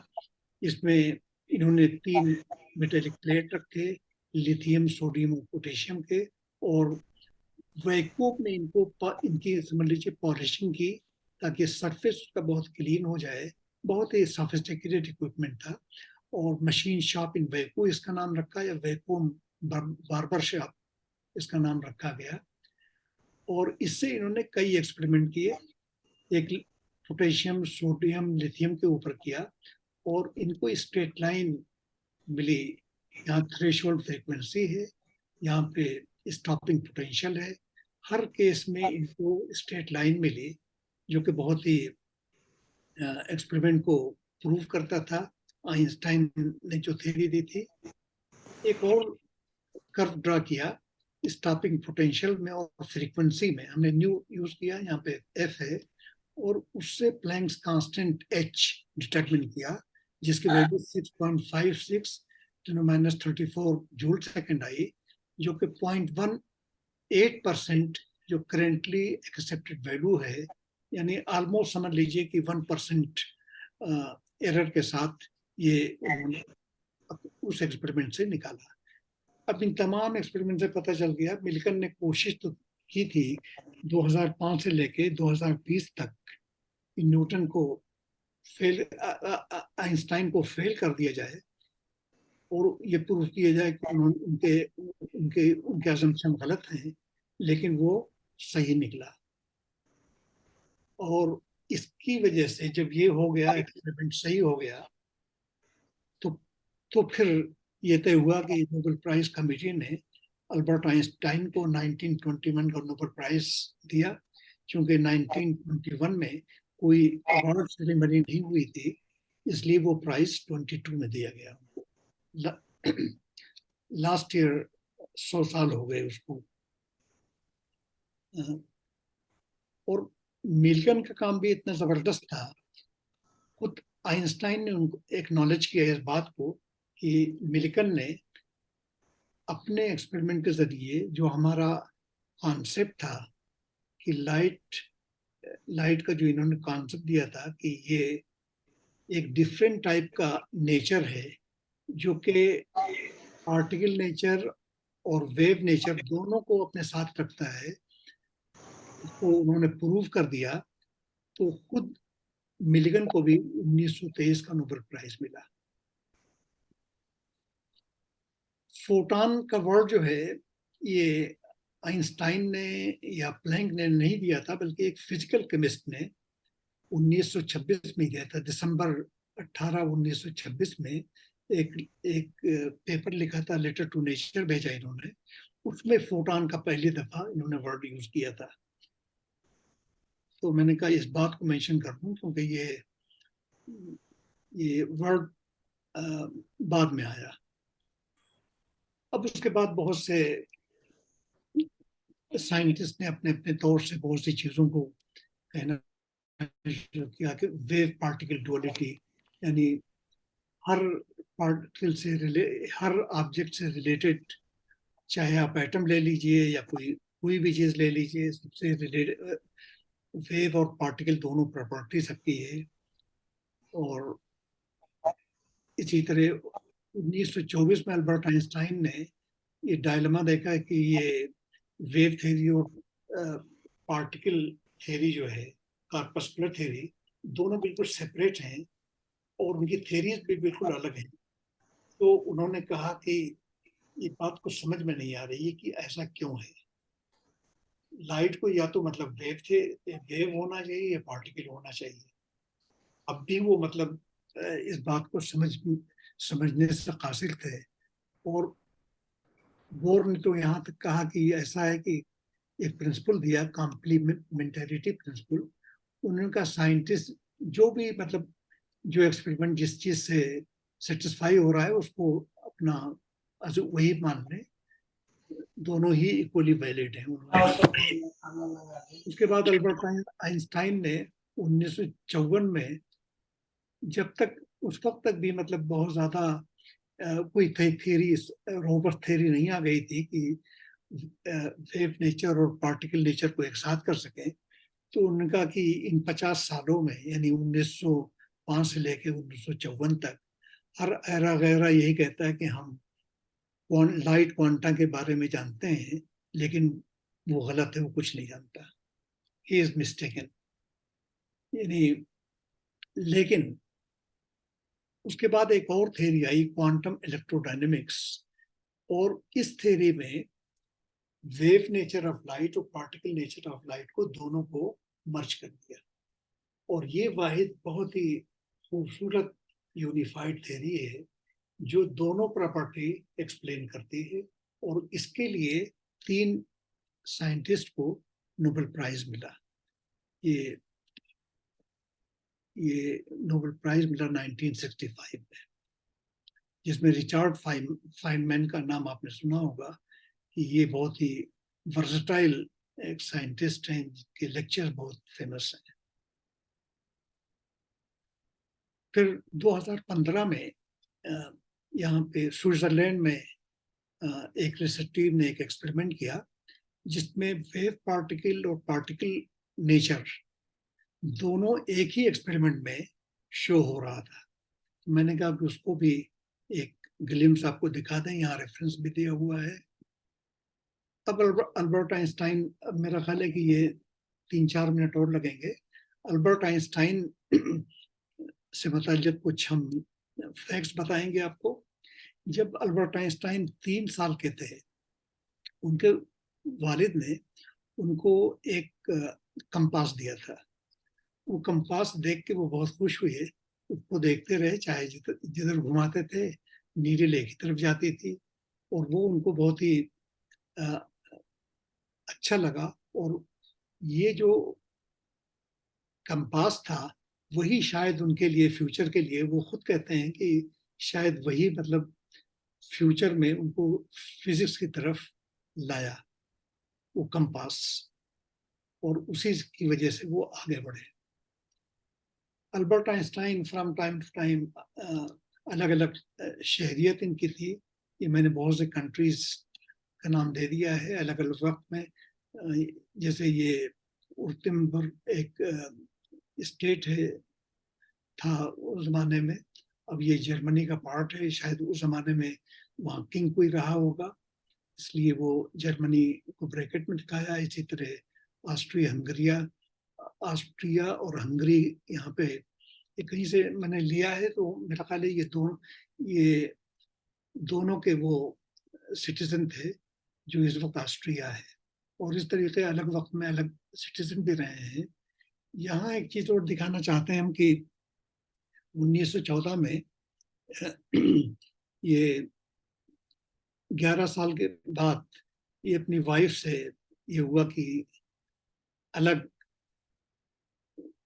का डाइवोर्स होने वाला था। इन्होंने प्रपोज ये किया कि बच्चों के खातिर उनकी वाइफ साथ ही में रहें, और उन्होंने कुछ टाइम के लिए एग्री भी कर लिया, लेकिन कुछ ही महीने में वो बर्लिन से ज्यूरिच चली गई। तो इस तरीके से फिर वो आइंस्टाइन अकेले पड़ गए। आइंस्टाइन पहले ही से सोच बैठे थे कि ऐसा ना हो कि मेरे मरने के बाद लोग पिलग्रिमेज के लिए मेरी जगह को, मेरी साइट को पिलग्रिमेज के लिए इस्तेमाल करें, क्योंकि उनके अकीदतमंद भी बहुत थे। इसलिए उन्होंने कहा कि मुझको दफन न किया जाए बल्कि जला दिया जाए। इसलिए उनकी एशेस को प्रिंसटन यूनिवर्सिटी के पास, यहाँ पे काम करते थे, डेलवेयर रिवर में डाल दी गई उनकी राख, और उनकी जितने भी इम्पोर्टेंट पेपर्स, फोटोग्राफ्स, वो सब जो है वो हेब्रू यूनिवर्सिटी ऑफ यरूशलेम में अब भी महफूज हैं, और कुछ डिजिटाइज भी हैं जिनको यूज किया जा सकता है। जब आइंस्टाइन का इंतकाल हुआ तो प्रिंसटन हॉस्पिटल में थे, वहाँ पे फॉरेंसिक पैथोलॉजिस्ट जो था थॉमसन हार्वे, उसने चोरी से उनके ब्रेन में से को निकाल लिया, और उसमें 170 स्लाइसेस कर दिए, और पूरी दुनिया में उन्होंने मतलब बहुत जगहों पे साइंटिस्ट को वो दिया ताकि एनालाइज कर सकें कि ये जीनियस आदमी का ब्रेन कैसा था। हालांकि उसको ऑथराइजेशन नहीं था, न तो निकालने का न तो स्टडी करने का, लेकिन वो अपनी तरफ से खुद करता रहा। लेकिन कभी भी जब कंक्लूजन पे कोई नहीं पहुंचा किसी नतीजे पे, तो उसने डिसाइड किया कि उनकी ब्रेन को उनकी फैमिली को दिया जाए, तो उनके ग्रैंड डॉटर को जो किसी अमेरिकन यूनिवर्सिटी में थी उनको देने की कोशिश की। अब पता नहीं दे सका कि नहीं दे सका, ये नहीं मालूम। अल्बर्ट आइंस्टाइन का एटम बॉम्ब डेवलप करने में कोई भी हाथ नहीं है। बहुत से लोग एसोसिएट कर देते हैं कभी कभी। उन्होंने E=mc² जो दिया था, जाहिर है कि एनर्जी को, मास को एनर्जी में कैसे कन्वर्ट किया जा सकता है, इसी फार्मूले से वो एटम बॉम्ब बना था। लेकिन कभी भी उन्होंने कोई तरीका नहीं निकाला था कि कैसे बनाया जा सकता है। मैनहट्टन प्रोजेक्ट जो था, जिसके चीफ जो थे रॉबर्ट ओपेनहाइमर थे, उनके साथ ये आइंस्टाइन का हमने एक फोटो दिखाया है। और आइंस्टाइन ने मतलब कहीं पे ये भी लिखा है कि I don't consider myself to be father of discovery of atomic bomb. मैं एटॉमिक बॉम्ब का की डिस्कवरी का फादर नहीं हूं मैं, और मेरा कोई ताल्लुक उससे नहीं है। अब आइंस्टाइन के इस पूरे काम का की अहमियत क्या है? आइंस्टाइन ने जो क्वांटम नेचर ऑफ लाइट दिया, जिसमें दोनों वेव प्रॉपर्टी भी शामिल है, पार्टिकल प्रॉपर्टी भी शामिल है, ये उन्होंने पहली दफा दिया। और वहीं से क्वांटम मैकेनिक्स का आगाज हुआ। और अभी हाल ही में क्या, बहुत सालों से कोशिश चल रही है क्वांटम कंप्यूटर्स बनाने की, क्वांटम साइंस को कम्युनिकेशन में यूज करने की। और बहुत ही होप है पूरी दुनिया को कि क्वांटम साइंस और टेक्नोलॉजी का इस्तेमाल जो है बहुत तेजी से बढ़ेगा। अभी तकरीबन 2 हफ्ता या 3 हफ्ता हुआ, मेरा ख्याल है 2 हफ्ता हुआ है, 3 हफ्ता, कि हिंदुस्तान में भी 6,000 करोड़ रुपए जो है प्राइम मिनिस्टर ने सैंक्शन किए क्वांटम साइंस, क्वांटम प्रोजेक्ट के लिए, सिर्फ रिसर्च के लिए क्वांटम प्रोजेक्ट, जिसमें क्वांटम कंप्यूटर्स होगा, क्वांटम साइंस का एप्लीकेशन होगा, क्वांटम टेक्नोलॉजी को और भी बढ़ावा देने के लिए कम्युनिकेशन वगैरह में होगा। और इसके साथ साथ उधर यूनाइटेड नेशन, यूनेस्को भी जो है ये ट्राई कर रहा है कि ये 2015 में international year of quantum science and technology हुआ जाए। ये मैंने वहीं से कोट किया है, ये यूनेस्को के साइट से, कि realising that quantum science technology is vital for economic development and advancement and application of science and implementation new technology इसकी basic need of foods, health, sustainable cities and communities, communication, clean water, energy, mitigation of risks, यानी weather science में इस्तेमाल हो सकता है, climate change में। UNESCO ने एक प्रपोजल सबमिट कर दिया यूनाइटेड नेशंस को कि 2025 को international year of quantum science technology declare कर दिया जाए। और उसका जो है, उस पर तकरीबन 35 कंट्रीज ने एंडोर्स भी किया है इसको। हमारे इंटरनेशनल ईयर ऑफ लाइट के जो प्रोफेसर जॉन डडले हैं, एक तो वो हैं उसमें, और एक प्रोफेसर त्रियस्तिक हैं इटली के, ये दोनों शामिल हैं इसके प्रपोज करने में। तो प्रोफेसर जॉन डडले का मुझसे उनका मेरे पास मैसेज आया कि अगर आप इंटरेस्टेड हो, इंडिया का नाम अभी नहीं है, अगर शामिल हो जाए तो बहुत अच्छा है एज को स्पॉन्सर। तो हम कोशिश कर रहे हैं कि इंडिया का नाम भी उसमें आ जाए। तो इंडियन गवर्नमेंट को अप्रोच किया किसी तरीके से, और ये आगे चीजें बढ़ रही हैं कि इंडियन गवर्नमेंट भी उसको वन ऑफ द को स्पॉन्सर हो जाए, क्योंकि बहुत से कंट्रीज उसमें, रशिया से लेके चाइना, इधर जर्मनी, फ्रांस और यूरोप के बहुत से ममालिक, हमारे आसपास के कंट्रीज भी बहुत से हैं शामिल। तो इंडिया का भी उनका कहना था कि 2 नोबेल लॉरिएट्स सीवी रामन और चंद्रशेखर, उनका भी काम क्वांटम से रिलेटेड है, इसलिए बहुत अच्छा होगा कि इंडिया भी हो। तो कोशिश ये हो रही है कि इंडिया भी कोई स्पॉन्सर हो जाए, और ये उम्मीद है कि ये भी हो जाएगा। आखिर में मैं एक कोटेशन, आइंस्टाइन के बहुत से कोटेशन मिलेंगे, और ये कोटेशन बहुत ही फेमस है उनका कि important thing is not to stop questioning, curiosity has its own reason for existing. तो क्वेश्चन करना बड़ा इंपॉर्टेंट होता है, लेकिन ऐसा क्वेश्चन जिसका जवाब नहीं जानता मैं, ऐसे क्वेश्चन मत कीजिएगा।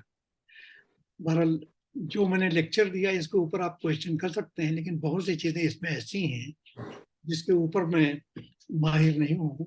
तो मैं क्वांटम कंप्यूटर्स के ऊपर भी, ना क्वांटम कम्युनिकेशन के ऊपर भी कुछ हमें कोई तजर्बा है।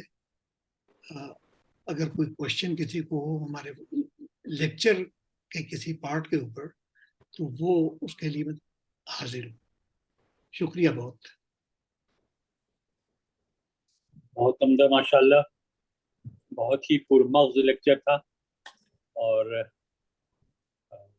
जैसा कि आपने लोगों से कहा, अगर किसी का सवाल हो तो वो सामने रख सकते हैं सदर मोहतरम की इजाज़त से। जरूर, बिल्कुल पूछें सवाल जिसको पूछना है।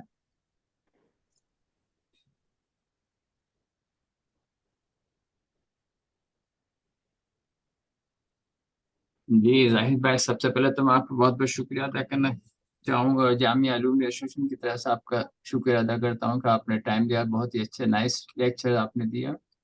जी थैंक यू। इतनी मसरूफियात के बावजूद भी, और इंशाल्लाह आप आगे भी हम इस टाइप के लेक्चर आपसे सुनते रहेंगे, इसका हमें बहुत खुशी है। और इंशाल्लाह उम्मीद है कि आपकी सेहत और आपकी वक्त आपके पास इतना हो कि हमें आगे भी जो है इंटरनेशनल लाइट डे के ऊपर और दूसरे डिफरेंट टॉपिक्स के ऊपर अपने लेक्चर वगैरह से आप हमें नवाजेंगे। और कोई सवाल नहीं है, आपका बहुत बहुत शुक्रिया। अस्सलाम वालेकुम, अल्लाह हाफिज़। Mohammad Zafar Khan from Germany.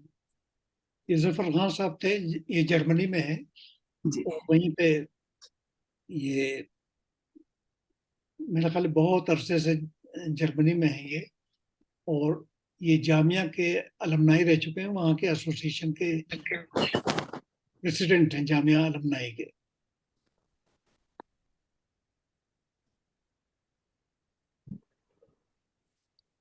और जाहिद भाई के स्टूडेंट भी रह चुका हूँ मैं। जी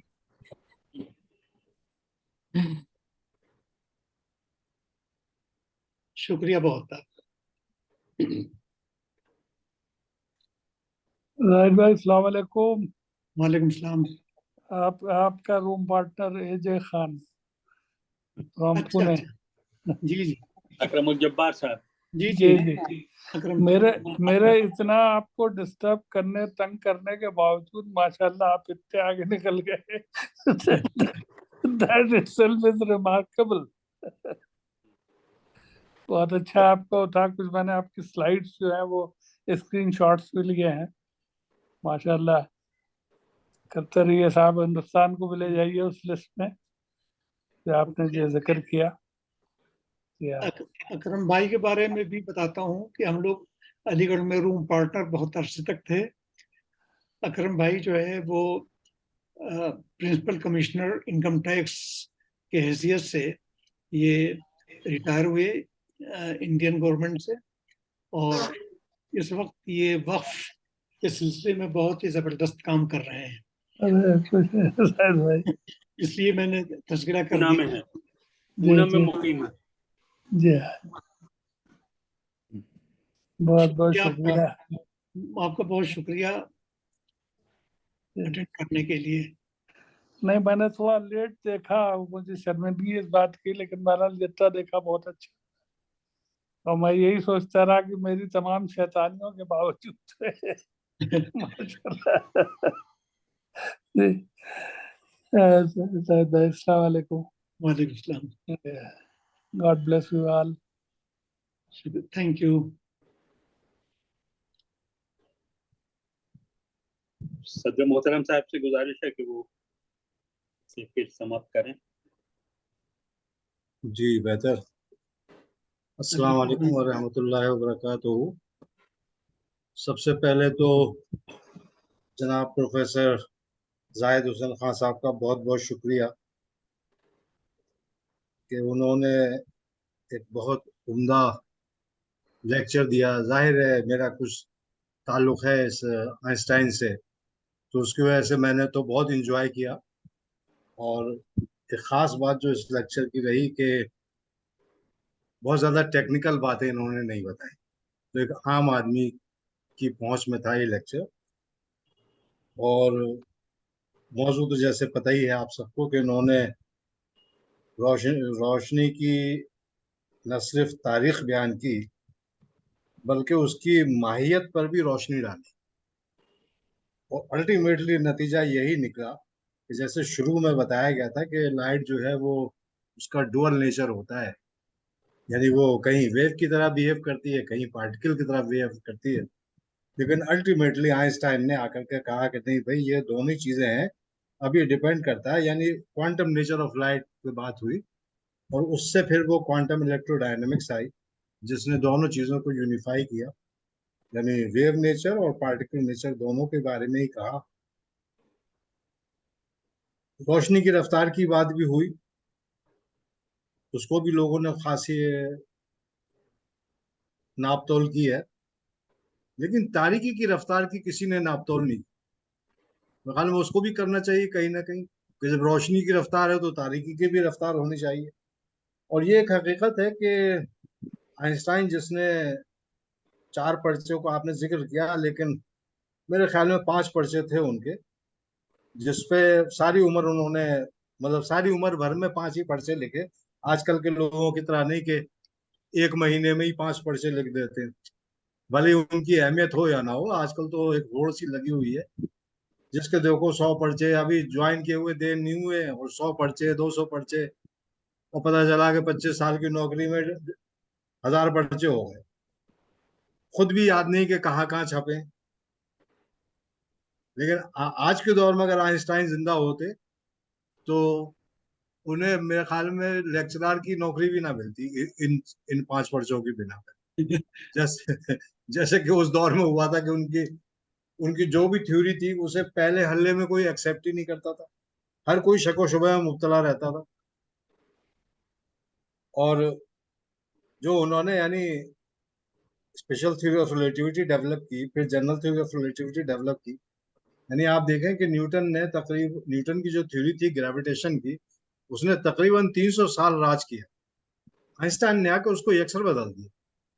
तो वो ग्रेविटेशन की जो थ्योरी थी उसको चैलेंज कर दिया, उस पर उन्हें नोबेल प्राइज नहीं, और बहरहाल लाइट पे मिला।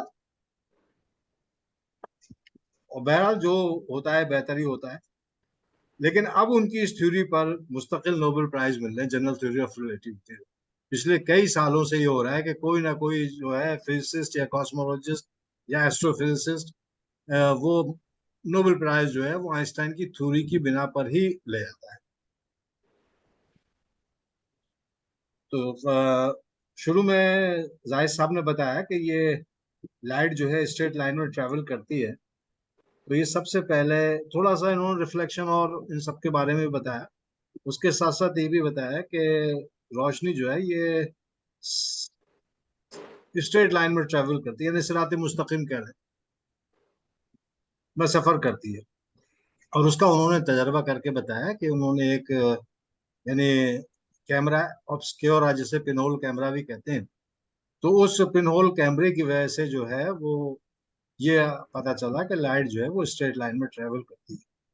तो दरअसल ये मैं सिर्फ एक जनरल पब्लिक के लिए बताना चाह रहा हूँ, जाहिर है जाहिर साहब को तो पता ही है सारी बातें।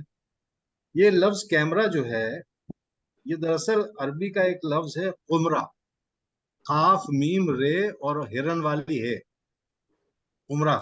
तो कुमरे का मतलब होता है ऐसा कमरा जिसकी सिर्फ एक ओपनिंग हो। तो उसी कुमरा से ये कैमरा बना, क्योंकि जो कमरा यूज किया गया था लाइट के लिए उसमें एक ही एंट्री थी और एक दरवाजा, एक सुराख कर दिया गया था। फिर जो लाइट आई, यानी उस जो सामने ऑब्जेक्ट था उसकी इमेज जो थी वो उल्टी इमेज बनी। उससे उन्होंने अंदाजा आया कि लाइट जो है वो स्ट्रेट लाइन में ट्रेवल करती है। तो बहरहाल ये कुमरा कैमरा जो है ये दरअसल कुमरा की बिगड़ी हुई शक्ल। तो जाहिद साहब ने यह भी बताया कि 19वीं सदी के शुरू में ये माना कुछ लोगों ने कि भाई लाइट जो है ये इसका नेचर जो है ये वेव का ही है, पार्टिकल का नहीं है। अल्टीमेटली झगड़ा सेटल हुआ, लेकिन फिर जाहिर है झगड़ा सेटल कहाँ होता है, आइंस्टाइन आ गए बीच में, उन्होंने उस झगड़े को और बढ़ा दिया और अल्टीमेटली कहा कि नहीं भाई ये तो क्वांटम नेचर है। अच्छा, एक चीज जो है बड़ी अजीब सी लगी मुझे, और हमेशा लगती थी जब मैं स्टूडेंट था, स्टूडेंट तो खैर अब भी हूँ। जाहिद साहब ने जैसे बताया कि भाई ब्लैक बॉडी जो है वो असल में ये रेडिएशन जो है ये कुछ कुछ नहीं बल्कि ऐसा है कि ऐसी कोई बॉडी जो रेडिएशन इमिट भी करे और एब्जॉर्ब भी करे, वो ब्लैक बॉडी कहलाती। इसमें ब्लैक कहीं भी नजर नहीं आता कि किस वजह से इसे हम ब्लैक कहते हैं। होगा कोई मसला, बहरहाल वो मुझे नहीं समझ में आया। और आखिर में आइंस्टाइन के बारे में खासी मालूमात फराहम की जो उनकी जिंदगी के ताल्लुक से थी। और एक एक जो सबसे बड़ी बात उनकी जिंदगी के ताल्लुक से थी कि उन्होंने जो है ये E=mc² की इक्वेशन ड्राइव की। तो उस इक्वेशन से उन्होंने तो ये बताया कि तवानाई और मास में जो है क्या रिलेशन, ये उन्होंने बता दिया। अच्छा, एक फिजिक्स में, बल्कि क्या फिजिक्स क्या बल्कि तकरीबन सारी साइंसेज में वो कानून जिनमें कम से कम वेरिएबल होते हैं वो यूनिवर्सल हो जाते हैं, वो बड़े ही मशहूर हो जाते हैं, वो बड़े आराम से मशहूर हो जाते हैं। जैसे न्यूटन का सेकंड लॉ हम कहते हैं force is equal to mass into acceleration, या यूनिवर्सल लॉ ऑफ ग्रेविटेशन जो है इनवर्स स्क्वायर लॉ जिसे कह लेते हैं हम लोग। ये दो ही इसमें वेरिएबल है, force is equal to G(m)(m)(r²। तो अब G भी कांस्टेंट, M भी कांस्टेंट, M' भी कांस्टेंट, एक ही वेरिएबल है R पता हो, यानी डिस्टेंस दोनों बीच के और दोनों बॉडी के डिस्टेंस बीच का R पता हो तो फोर्स मालूम हो जाएगी, फोर्स पता हो तो R मालूम हो जाएगी। तो इसी तरह से यानी आप देखो जितने भी यूनिवर्सल रिलेशन हैं जो कि जिनकी वजह से लोग मशहूर हुए, जिनकी वजह से उन्हें इनामात मिले, वो हमेशा कम से कम वेरिएबल वाले होते हैं, यानी कम से कम अननोन जिसमें हो। तो ऐसी ये इक्वेशन है E=mc² कि भाई तवानाई मास जो है किस तरह से तवानाई में तब्दील हो सकता है, या मास इक्विवेलेंस रिलेशन कहते हैं। तो आइंस्टाइन ने निकाला और बहुत ही सिंपल तरीके से निकाला। जो लोग स्पेशल रिलेटिविटी पढ़ते हैं या पढ़ा है जिन्होंने, उन्हें अंदाजा कि इससे ज्यादा सिंपल कैलकुलेशन किसी और लॉ के हो नहीं सकते। एटलीस्ट जैसे आमतौर से होता है फिजिक्स में, बड़ी मुश्किल मुश्किल लॉज होते हैं, बड़े मुश्किल डेरिवेशन होते हैं, लेकिन सबसे आसान डेरिवेशन जो मुझे लगा वो इसका लगा, E=mc²। तो बहुत ही फंडामेंटल तरीके से किया।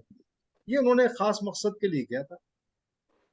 लेकिन लोगों ने कहा कि भाई ये जो है, जब ये वर्ल्ड वॉर सेकंड हुई तो हुआ कि भाई इस इक्वेशन का इस्तेमाल किया जाए, क्योंकि ये एक इक्वेशन ऐसी है कि जिससे बहुत ज्यादा एनर्जी हम क्रिएट कर सकते हैं। तो वो मैकेनिज्म ढूंढा जाए जिसके जरिए बहुत ज्यादा एनर्जी क्रिएट हो। और बहरहाल उन्होंने मैकेनिज्म ढूंढ लिया और एटॉमिक बम बना लिया, और बहरहाल वो हिरोशिमा और नागासाकी पर दाग दी। आइंस्टाइन को सारी उम्र ये अफसोस रहा कि अगर मुझे ये इल्म होता कि मेरे इस इक्वेशन से एटॉमिक बम बनेगा और उसका ऐसे इस्तेमाल होता, तो मैं कभी भी इक्वेशन नहीं निकालता। तो उसके बारे में हमारे मुल्क में एक चीज है, मतलब बल्कि हमारे लिटरेचर में एक चीज है कि औलाद और ईजाद के अगर लक्षण पहले से पता चल जाए तो ना तो कोई औलाद हो और ना ही कोई ईजाद। तो साइंसदान तो अपने हिसाब से ईजाद करता है। अभी तो कुछ नामाकुल साइंसदान होते हैं जो उनके नुकसानात की तरफ जाते हैं। हर ईजाद का नुकसान भी होता है, फायदा भी होता है। बहरहाल बहुत बहुत शुक्रिया आपका इस अच्छे से लेक्चर के लिए, मालूमाती लेक्चर के लिए, कि आपने बहुत ही अच्छी तरह से रोशनी पर रोशनी डाली। मैं शुक्रिया, आपको खुश रखे। अल्लाह हाफिज। बहुत बहुत शुक्रिया आपका। अल्लाह हाफिज। बहुत उम्दा, माशाल्लाह। सब लोगों का बहुत बहुत शुक्रिया। और